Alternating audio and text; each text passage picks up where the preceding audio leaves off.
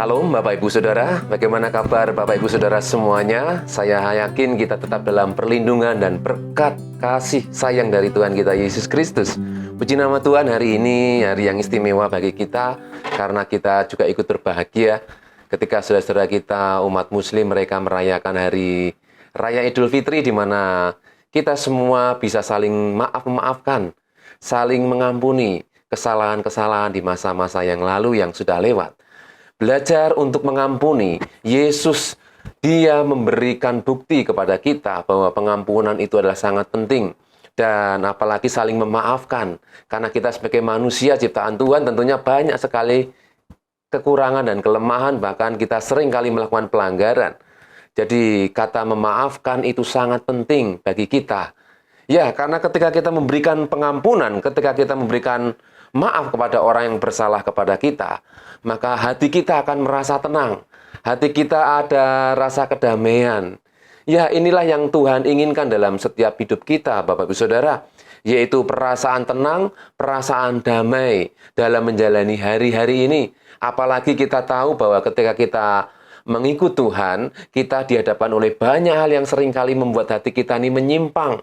Ya, baik ke kanan atau ke kiri. Dan sehingga pelanggaran itu terjadi. Ya, baik kita salah kepada sesama kita, kepada orang tua, kepada anak, kepada teman, kepada sahabat, dan rekan-rekan. Ya, ini paling sering terjadi dalam kehidupan manusia. Apalagi di mata Tuhan. Tentunya kita sering melakukan kesalahan dan pelanggaran walaupun kita tidak menginginkannya. Tetapi Tuhan memberikan pengampunan kepada kita melalui Tuhan kita Yesus Kristus. Ia melalui kasih-Nya, kematiannya, penebusannya di atas kayu salib membuat kita ini menjadi tenang. Amin, Bapak Ibu Saudaraku. Ya, saya sampaikan selamat Hari Raya bagi saudara-saudara yang merayakannya. Ya, bagi keluarga, saudara-saudara yang memperingati atau merayakan Hari Raya Idul Fitri. Ya, mohon maaf lahir dan batin. Kiranya damai sejahtera Tuhan selalu melimpah dalam hidup kita. Puji nama Tuhan, Bapak Saudaraku, sebagai orang-orang percaya pengikut Kristus, kita dipanggil Tuhan untuk mendapatkan ketenangan. Ketika kita mendapatkan ketenangan, kita bisa introspeksi diri, kita bisa tahu bagaimana harus melangkah selanjutnya dalam menjalani hari-hari. Mari kita akan melihat apa yang dialami oleh seorang tokoh raja yang besar, yaitu Raja Daud, di dalam Mazmur pasal 62, ayat 1 sampai dengan ayat yang ke-6. Kita akan membaca ayat ini, dan ini menjadi dasar renungan pada hari ini, Bapak Ibu Saudaraku. Ya, saya akan membacakan ayat ini. Untuk pemimpin biduan menurut Yedutun Mazmur Daud. Hanya dekat Allah saja aku tenang, daripadanya lah keselamatanku. Ini ayat pembuka yang membuat kita merasa nyaman ketika kita dekat dengan Tuhan, Sang Pencipta. Ibaratnya ketika seorang anak kecil di bawah usia 5 tahun lah, ketika dia merasa tidak nyaman, tapi ketika digendong oleh orang tuanya, di dalam pelukannya, ya, mereka merasa nyaman sekali, kan, tenang. Ya, Bapak Ibu Saudaraku. Ini menggambarkan hanya dekat Allah saja aku tenang, dan daripadanya lah keselamatanku. Jadi Raja Daud ini mengungkapkan isi hatinya bahwa ketika dia berjalan sendiri menghadapi ujian, tantangan, cobaan, bahkan tekanan dari musuh-musuhnya, dia merasa tidak ada suatu ketenangan. Dia merasa dikejar-kejar sehingga hidupnya tidak damai. Apalagi kita melihat manusia atau orang yang dikejar-kejar utang, hidupnya tentunya tidak tenang, ya Bapak Saudaraku. Dikejar rasa bersalah karena belum membayar. Ya, itulah kehidupan manusia. Tapi jika dikatakan hanya dekat Allah saja, Daud berkata, hatiku tenang, daripadanya lah keselamatanku. Hanya kepada Tuhan saja dia merasa selamat, aman. Ini yang diharapkan oleh setiap orang. Dan ayat yang kedua dikatakan, hanya dialah gunung batuku dan keselamatanku, kota bentengku, aku tidak akan goyah. Berapa lamakah kamu hendak menyerbu seseorang, hendak meremukkan dia? Hei kamu sekalian, seperti terhadap dinding yang miring, terhadap tembok yang hendak roboh. Mereka hanya bermaksud menghempaskan dia dari kedudukannya yang tinggi. Mereka suka kepada dusta, dengan mulutnya mereka memberkati, tetapi dalam hatinya mereka mengutuki. Selah. Ini satu ungkapan ketika Raja Daud mengalami masa-masa yang memang menekan dia. Ya, sehingga ketika dia berjalan bersama dengan Tuhan, bukan berarti dia tidak mengalami apa yang namanya persoalan, apa yang namanya tekanan dalam hidup. Tetapi ada satu hal yang diajarkan oleh tokoh yang satu ini. Dia selalu melekat kepada Tuhan. Dan di dalam Tuhan dia merasa tenang, merasa damai. Walaupun kenyataan, sekali lagi kenyataan tidak seperti yang diharapkan. Bapak Ibu Saudaraku, saya ingin juga sampaikan bahwa kita sebagai orang percaya, kita diajar, dilatih untuk hidup di dalam firman Tuhan. Ya, walaupun kenyataan tidak seperti yang kita harapkan. Ya, memang kenyataan tidak seperti yang kita pikirkan, seperti yang kita inginkan, itu terjadi dalam hidup kita. Tapi Tuhan melalui firman Tuhan hari ini, melalui Raja Daud, dia mengingatkan supaya kita hidup dalam firman, dalam janji-janji Tuhan. Sehingga yang kita jalani, kita akan tetap merasa kuat dan terpelihara oleh karena kasih karunia Tuhan. Memang untuk menyampaikan hal ini tampaknya mudah, Bapak Ibu Saudaraku, karena saya tahu, karena saya pun menyadari sebagai manusia, saya juga dihadapkan oleh banyak tekanan, banyak tantangan, ujian dan cobaan. Tetapi itu semua bisa kita lewati karena kita mengandalkan Tuhan. Amin, Bapak Ibu Saudaraku. Sehingga ayat yang kelima dikatakan, hanya pada Allah saja kiranya aku tenang. Ya, Daud diuji, dia mau dibunuh, dikejar-kejar oleh mertuanya sendiri, bayangkan. Mertuanya sendiri yang harusnya menjadi pengayom, harusnya menjadi pembimbing, ya pembina. Namun dia malah menjadi musuhnya Daud, Saul. Ya, dia dikejar-kejar, mau dibunuh, gimana mertuanya sendiri. Ya, ini satu dilema, dan ini hal yang sangat berat bagi kehidupan Daud pada waktu itu. Tapi dia terus mendekat kepada Tuhan, dia terus melekat kepada Tuhan, minta hikmat Tuhan, sehingga dia tidak ingin melakukan kesalahan, tidak ingin melakukan pelanggaran dalam hidupnya. Ya, sehingga ayat 5 ini dengan jelas katakan, hanya pada Allah saja kiranya aku tenang. Mari kita terus dalam hidup kita ini mendekatkan kepada Tuhan, sehingga dia akan mengingatkan kita ketika kita mau jatuh, ketika kita mau mengalami kegagalan, Tuhan sudah proteksi kita. Bagaimana dengan cara kita bisa mendekat dengan Tuhan? Ya, kita mau tidak mau kita harus merenungkan firman Tuhan, mendengar firman Tuhan. Sehingga kita selalu diingatkan.